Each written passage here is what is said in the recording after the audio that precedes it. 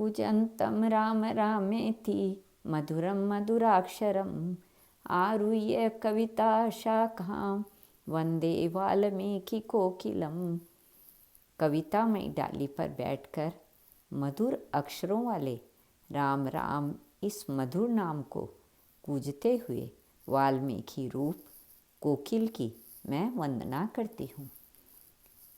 श्रीमद् वाल्मीकि रामायण विश्व साहित्य में एक अमूल्य रत्न है। इसके प्रेम पूर्वक स्वाध्याय से लोक परलोक दोनों में बड़ा भारी लाभ मिलता है और परम कल्याण की प्राप्ति होती है। यह प्रथम सर्ग पढ़ने और सुनने से संपूर्ण रामायण के पढ़ने का लाभ मिलता है। नारद जी का वाल्मीकि मुनि को संक्षेप से रामचरित्र सुनाना।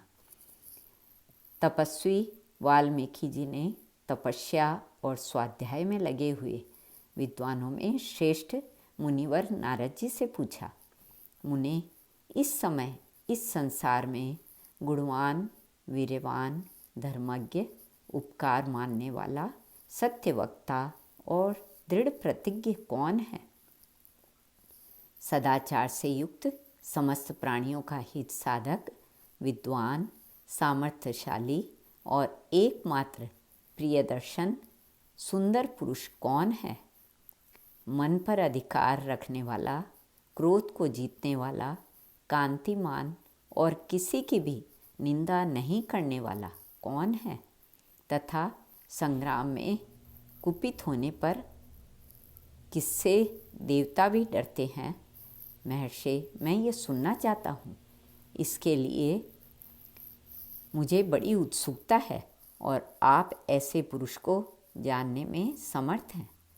महर्षि वाल्मीकि के इस वचन को सुनकर तीनों लोकों का ज्ञान रखने वाले नारद जी ने उन्हें संबोधित करके कहा, अच्छा सुनिए, और फिर प्रसन्नतापूर्वक बोले, मुने, आपने जिन बहुत से दुर्लभ गुणों का वर्णन किया है, उनसे युक्त पुरुष को मैं विचार करके कहता हूँ। आप सुने। इक्ष्वाकु के वंश में उत्पन्न हुए एक ऐसे पुरुष हैं जो लोगों में राम नाम से विख्यात हैं। वे ही मन को वश में रखने वाले महाबलवान, कांतिमान, धैर्यवान और जितेंद्रिय हैं। वे बुद्धिमान, नीतिज्ञ, वक्ता, शोभायमान तथा शत्रु संहारक हैं। उनके कंधे मोटे और भुजाएं बड़ी बड़ी हैं। ग्रीवा शंख के समान और ठोड़ी मांसल पुष्ट है। उनकी छाती चौड़ी तथा धनुष बड़ा है।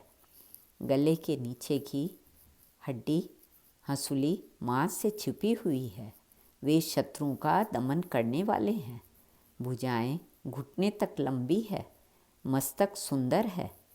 ललाट भव्य और चाल मनोहर है।